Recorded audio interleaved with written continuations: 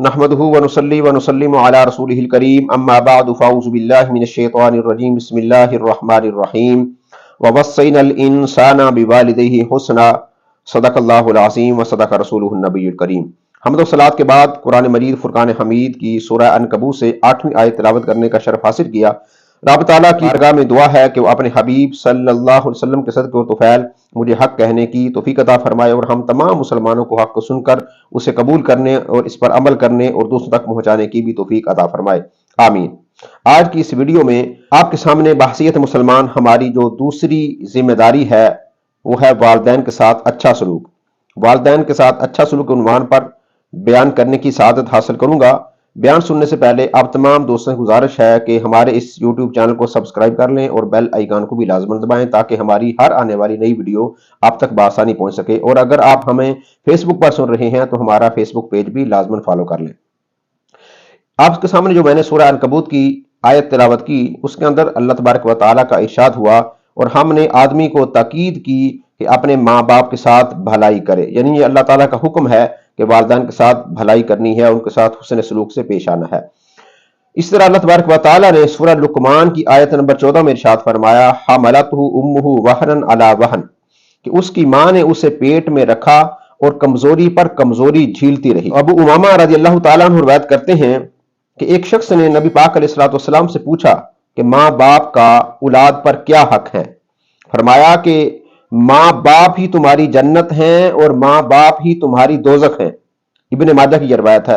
और हजरत अबी हुरैरा रज़ी अल्लाह तआला अन्हु रिवायत करते हैं कि नबी पाक अलैहिस्सलाम ने इरशाद फरमाया कि तुम दूसरों की औरों की औरतों से परहेज करो, उनसे परहेज करके पाक दामर रहो, ऐसा करने से तुम्हारी औरतें भी पाक दामर रहेंगी। और अपने वालिदैन से हुस्न सलूक करो, ऐसा करने से तुम्हारे बेटे तुम्हारे साथ हुस्न सलूक करेंगे। और जिस शख्स के पास उसका भाई माजरत के लिए आए, माफी मांगने के लिए आए, उसकी माजरत कबूल कर ले, खा वो हक पर हो या ना हो। अगर ऐसा ना किया यानी माजरत कबूल ना की तो नबी पाक अलैहिस्सलाम ने फरमाया, मुस्तदरक अल हाकिम की रिवायत है, नबी पाक अलैहिस्सलाम ने फरमाया कि अगर किसी मुसलमान के पास उसका भाई माजरत के लिए आया, माफी मांगने के लिए आया, आगे से उसने माजरत कबूल ना की तो हजूर सल्लल्लाहु ने फरमाया कि वो मेरे हौज़े कौसर पर ना आए। अगरचे माँ बाप दोनों की इताअत लाजिम है, लेकिन चूंकि मां ने बच्चे को अपना खून पिलाकर पाला है और बाप ने जर पिलाकर, इसलिए मां की खिदमत का हक बाप के मुकाबले में 7 गुना ज्यादा है। मां बाप के साथ एहसान की 3 किस्में हैं।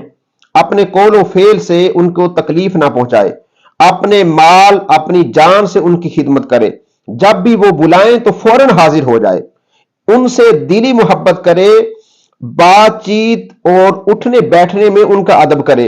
वालिदैन नीचे बैठे हूं तो ऊपर ना बैठे, रास्ते में उनसे आगे ना चले, उनका नाम लेकर ना पुकारे बल्कि अब्बू जी अम्मी पुकारे, उनके लिए मगफरत की दुआ करता रहे। हफ्ता में अगर वो फोत हो चुके हैं तो हफ्ते में एक दिन उनकी कब्र की जियारत करे। वालिदैन के दोस्तों, उनके कराबतदारों से मोहब्बत हुस्न सलूक करे। कंजुल उमाल और बहकी की रिवायत है कि नबी पाक अलैहिस्सलाम ने फरमाया कि जो लड़का अपने वालिदैन को एक बार नजर रहमत से देखेगा, अल्लाह ताला उसके लिए उस नजर के बदले में एक हज मकबूल का सवाब अता फरमाएगा। अर्ज किया गया कि अगर दिन में 100 मरतबा अगर कोई देखे तो फरमाया हाँ अल्लाह बहुत बड़ा है, अल्लाहु अकबर, अल्लाह बहुत बड़ा है, अल्लाह पाक है, यानी वो सवाब अता फरमाएगा। तुम देखते देखते थक जाओगे, वो सवाब देने में कमी नहीं करेगा, वो सवाब देता नहीं थकेगा, वो थकने से पाक है।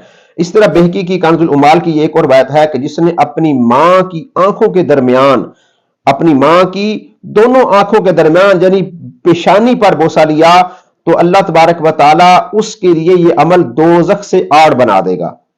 हज़रत अबू इसहाक अलैहिर्रहमा की खिदमत में एक शख्स हाजिर हुआ और अर्ज की कि मैंने रात को ख्वाब में देखा है कि आपकी दाढ़ी में जोहर व याकूत है। आपने फरमाया कि तेरा ख्वाब सच्चा है, इसलिए कि कल मैंने अपनी दाढ़ी वालिदा के कदमों के तलवों को लगाई थी।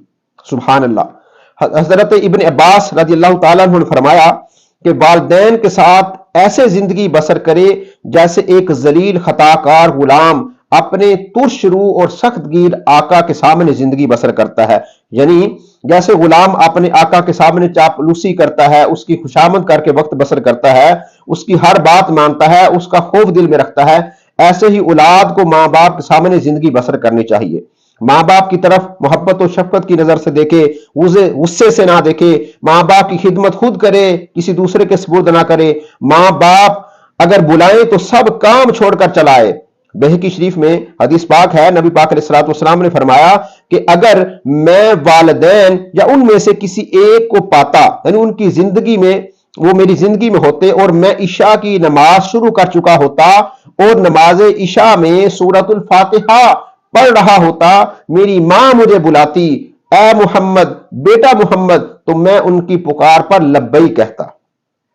کنز الامال میں حدیث ہے، نبی پاک علیہ الصلوۃ والسلام نے فرمایا کہ تمہارے سے پہلے امتوں میں ایک بہت زیادہ عبادت گزار تھا۔ یہ کوئی کہانی نہیں ہے، قصہ کہانی نہیں ہے، نبی پاک علیہ الصلوۃ والسلام کا فرمان ہے، کنز الامال کی حدیث ہے۔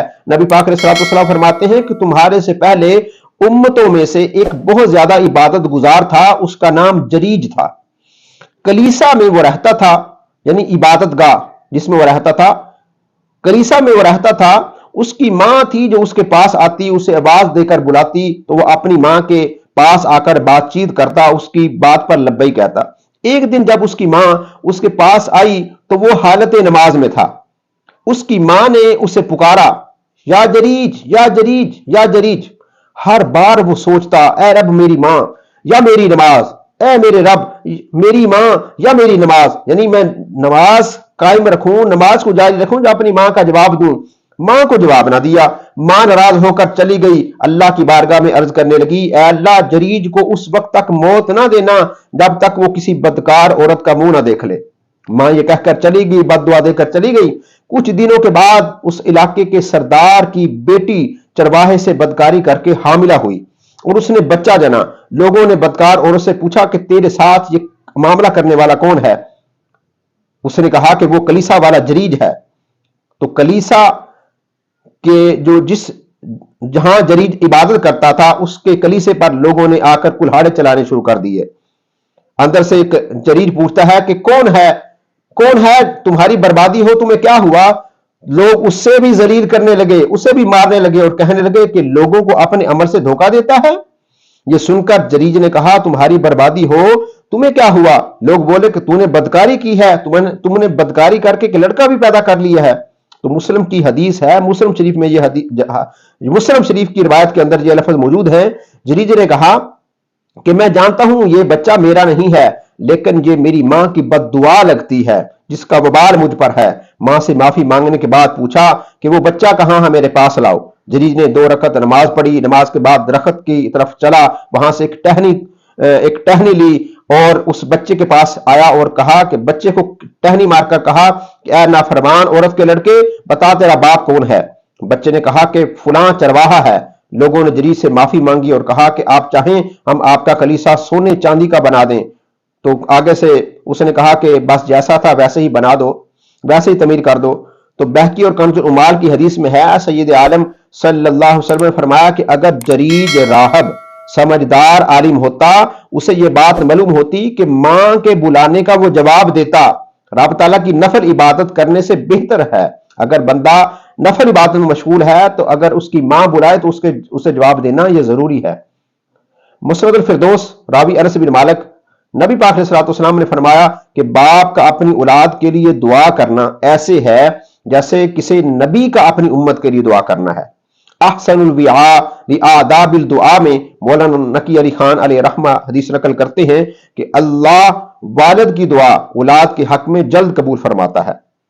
مسند الفردوس میں فاروق اعظم رضی اللہ تعالیٰ عنہ سے روایت ہے کہ حضرت موسیٰ علیہ السلام نے عرش کے نیچے ایک شخص کو دیکھا، عرض کیا مولا یہ کون ہے جس کو اتنی فضیلت، اتنا شرف حاصل ہوا ہے کہ جو تیرے عرش کے نیچے موجود ہے؟ ارشاد ہوا کہ میں تجھے اس کا نام تو نہیں بتاؤں گا لیکن اس کی 3 صفات سے باخبر کرتا ہوں۔ اللہ تبارک و تعالیٰ نے فرمایا کہ وہ یہ چغل خوری نہیں کرتا، یہ چغل خوری نہیں کرتا تھا، میری عطا پر حسد نہیں کرتا تھا، یعنی میں نے جس کو جتنا دیا ہے یہ خوش تھا، یہ حسد نہیں کرتا تھا، کسی کا مال دیکھ کر، کسی کی کوئی کامیابی دیکھ کر یہ جلتا نہیں تھا۔ اور تیسرا اس کا یہ وصف تھا کہ یہ والدین کے ساتھ حسن سلوک کرتا تھا۔ کنز الامال راوی انس رضی اللہ تعالی عنہ ہے، سرور کائنات صلی اللہ علیہ وسلم نے فرمایا کہ جب بندہ اپنے ماں باپ کے لیے دعا کرنا چھوڑ دیتا ہے تو اللہ تعالیٰ اس کا رزق روک لیتا ہے۔ اگر آپ چاہتے ہیں کہ آپ کے رزق میں اضافہ ہو تو آپ کو چاہیے کہ والدین کے لیے دعا کریں۔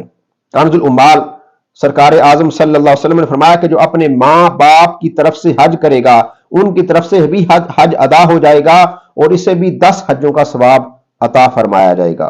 کنز الامال حضرت ابو بکر صدیق رضی اللہ تعالیٰ عنہ روایت کرتے ہیں کہ نبی پاک علیہ الصلوۃ والسلام نے فرمایا کہ جو شخص روز جمعہ اپنے والدین یا ان کی قبر کی زیارت کرے، یعنی اگر وہ زندہ ہیں تو ان کی، اگر وہ فوت ہو چکے ہیں تو ان کی قبر کی زیارت کرے، اس کے پاس سورہ یاسین پڑھے تو وہ بخش دیا جاتا ہے۔ کنز الامال کی ایک اور روایت ہے، راوی عبداللہ ابن عمر رضی اللہ تعالی عنہما ہے، نبی پاک علیہ الصلوۃ والسلام نے فرمایا کہ جو بانیت ثواب اپنے والدین یا ایک کی قبر کی زیارت کرے وہ حج مقبول کا ثواب پائے گا، اور جو شخص کثرت سے ان کی قبر کی زیارت کرے گا فرشتے بھی اس کی قبر کی زیارت کرنے کے لیے آیا کریں گے۔